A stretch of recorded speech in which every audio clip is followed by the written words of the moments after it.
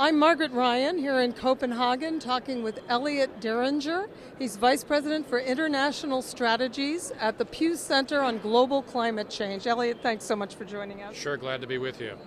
The controversies that have been going on for 2 weeks in Copenhagen, there was a 2-year period leading up to this. Why did they come in so fractured? What kept them from making more agreements before this?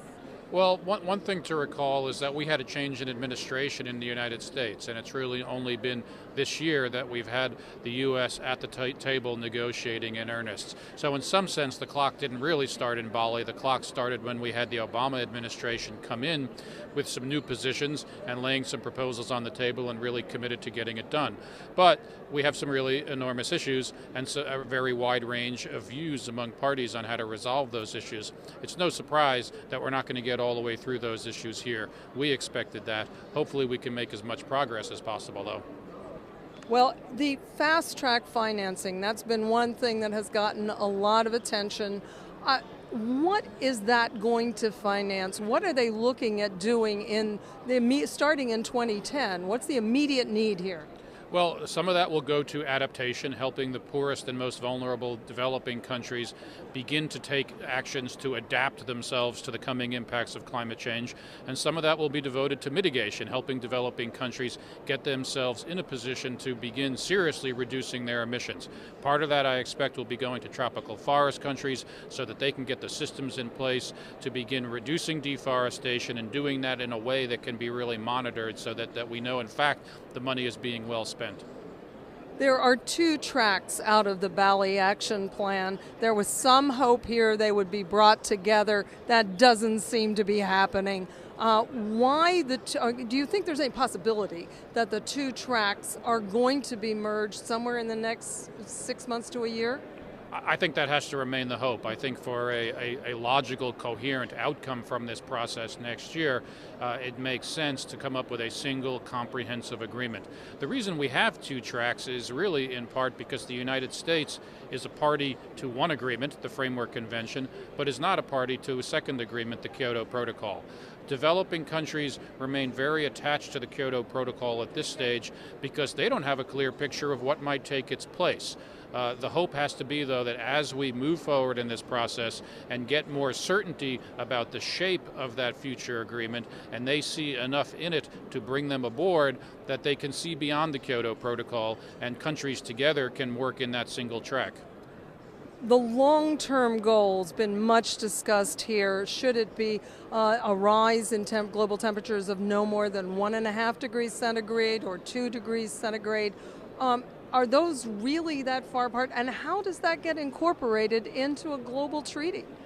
You know, we've been of the view for some time, actually, that a long-term goal, while really helpful in framing and driving the effort, isn't really the most essential element. What we really need are clear commitments on the kinds of actions that countries are going to take in the near term. We need to get started.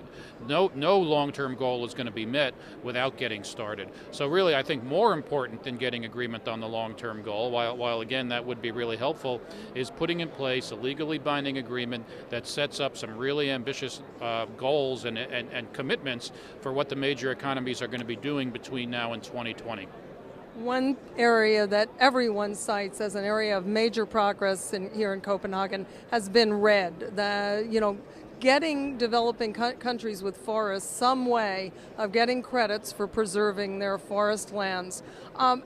With international agreement, after international agreement on the principle, what's it going to take to make that operational, to get those credits actually in circulation? Well, the fast start money that's being pledged here will get the ball rolling. It will enable the tropical forest countries to put in place the kind of monitoring systems that we need to make sure that that the reductions are actually taking place.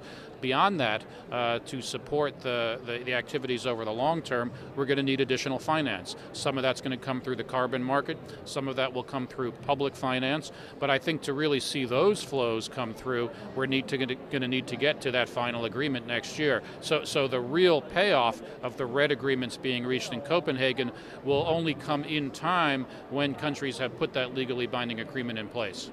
And do you think that can be done in the next 6 months to a year? Those are the numbers being tossed about here. I don't know that 6 months is realistic.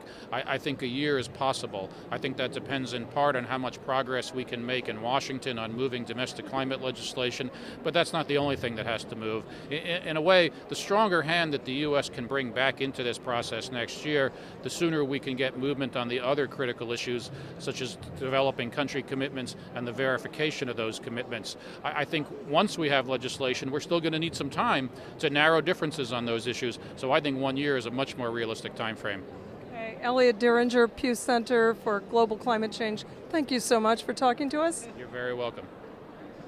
And I'm Margaret Ryan in Copenhagen for Clean Skies News.